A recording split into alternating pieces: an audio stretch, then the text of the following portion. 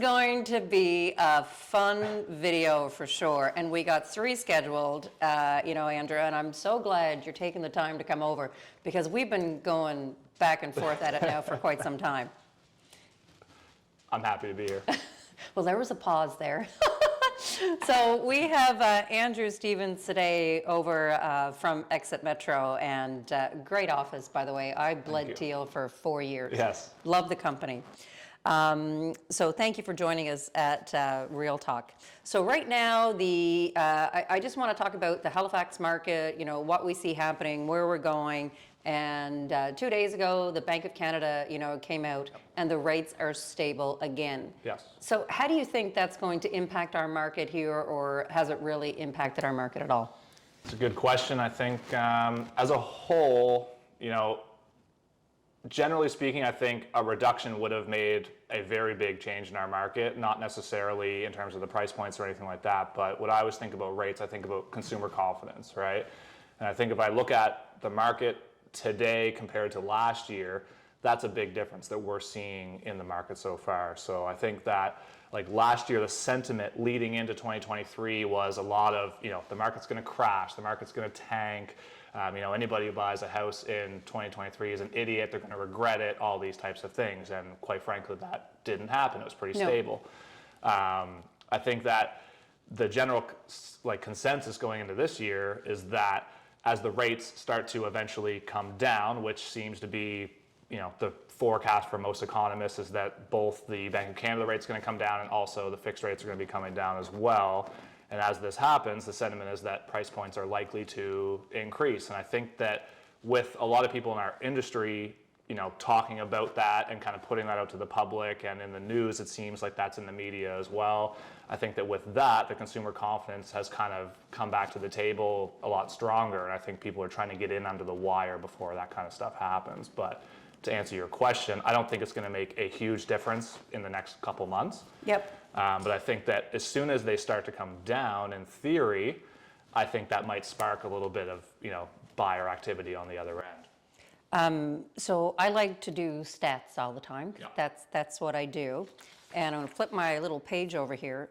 So I only look at single family homes. I don't look at condos or mobiles or whatever. So year to date, so from January to the end of February, there were 649 homes that listed. Yep.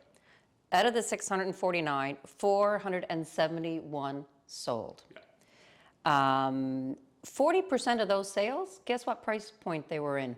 Under 500. Right. Yeah. So I will say this trepidatiously because when I talk about, let's just talk about the first-time home buyer. Yeah. The rates have not deterred any first-time home buyer. Yep. Because anything that's under $499 and under, everything is getting in multiple offers, and the product is selling. So when you hear in the media, there's no affordable housing, and I'm not talking about what the government is working on. I'm not talking about that initiative. Yeah. I'm talking about people who are in the market who are purchasing. That hasn't preempted first-time buyers at all. Yep. And matter of fact. So 40% of our market is under $499. Yeah. 41% of our market is between $500 and $699. Wow. Yeah. Yeah. So. Yeah. I was shocked today, or yesterday, going over the stats. So, is it? So we have first-time home buyers. Yeah. And who would you say, who would you think the ideal client is between $500 and $699? Who would you say that is? Yeah, probably people looking for their second home, moving up from their first home. Maybe some very select first-time home buyers who are a little bit later in their career, or later in life. Mm-hmm. I mean, for me, a lot of the first-time home buyers I'm dealing with are looking in that, up to 500-ish range. A lot of them even a little bit lower, 450.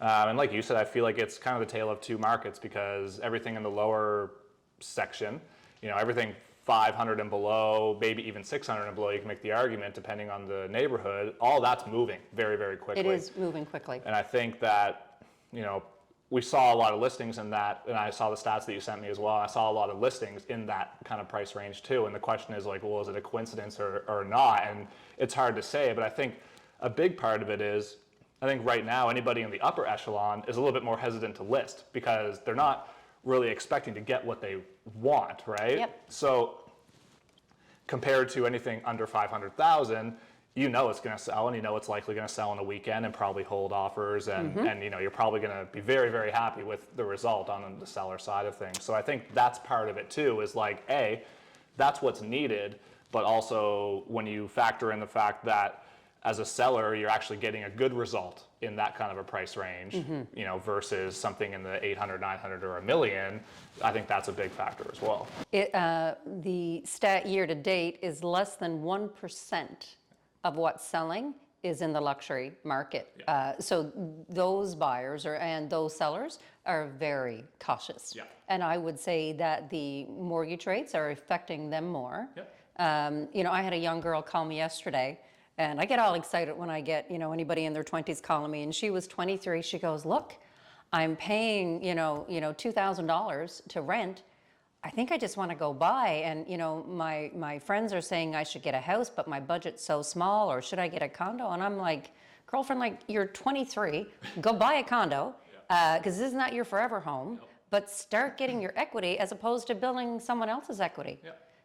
So I just think, and there's so many, you know, outlets for the first-time home buyer, you know, to get a mortgage, even if they need help with the down payment. Yeah, absolutely. And I think, you know, we're coming into this kind of whole new world where all of a sudden now, like, buying your first home is a lot more daunting than it used to be, based on price points, based on interest rates, based on, you know, student loans, everybody's dying with that, cost of living, all of that's all factoring in. But at the end of the day, like you said, the rates haven't really slowed down those buyers in like the lower type of price ranges. And I mean, it's almost funny saying lower price ranges because I know, like, when we met, 500 was a huge price point back then, right? And now it's just the average, right? And it's not deterring them, but the fact is, a lot of those first-time home buyers are spending enormous amounts on rent. Like, and you kind of have two subsections that I've seen anyway. All the, like, the people I meet as first-time home buyers, they're either spending a ton of money in rent, like they're paying $2,500 a month or $2,800 a month, something like that, or they're in a place that's subject to the rent cap and they're on a periodic lease and they're only paying like $1,200 or $1,300 or $1,400, and they don't really want to move because they're like, oh, I'm saving so much money because I'm protected by the rent cap for now, right? So they're kind of like the lucky ones, if you will. So it's funny because when I meet with first-time buyers, the ones who are renting and paying that big amount of rent, they're hoping to get into a house quicker. Of course. But the ones that are kind of like sitting around, they're like, well, maybe I'll save another year. Maybe I'll wait another year and you know, keep putting away a few grand a month or whatever they're doing. So yeah, it hasn't slowed them down. And at the end of the day, I think if you're a first-time home buyer out there, you know, the fact is it's likely not going to be cheaper for you to do it in 2 years from now either. No. So like, I think it's, you know, time in the market, not timing the market. And I think the quicker people can get into the market, the better, realistically. Yeah, and I would even suggest a buyer to do a variable rate at this point. Because they are going to go down. And when I spoke with Michelle Drover yesterday at Premier, they're expecting it to go down a few points, I believe, in June. And if not June, definitely by, you know, sometime mid third quarter. So, you know, first-time home buyers, like, this is the time. Yeah, I agree. Yeah. And I agree. And I very much, I'd be curious to see what you think. Like, do you think when those Bank of Canada rates start to come down, do you think the price points are going to go up? So I'm of two minds. So I think when the rates come down, I believe that the higher end product will sell. But if you look at price points, it's hard to believe in the average price point because it could be January, you know, as an example. If I have $20 million homes that sold, that's just going to drive up the price point. And, you know, I believe that, you know, how much I went on about High Rigger. And, you know, the person who bought it for $500,000, then the next house was $341,000, then it went to $4 something. The rest of the market just has to catch up with the COVID prices. And I think anybody selling now, while you might not get what your neighbor would have sold for, you're still doing really well. Yeah.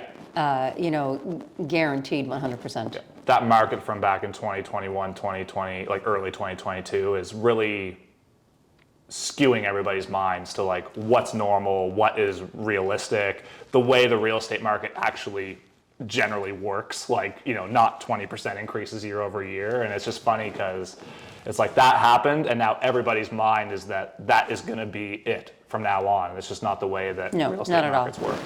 Well, I want to thank you for coming out today, and I can't wait to get you back again. I have a bunch of really great topics, and I definitely want to talk about COVID market and what sellers and even what we're talking about in the market. So thank you for coming out today. Thanks for having me.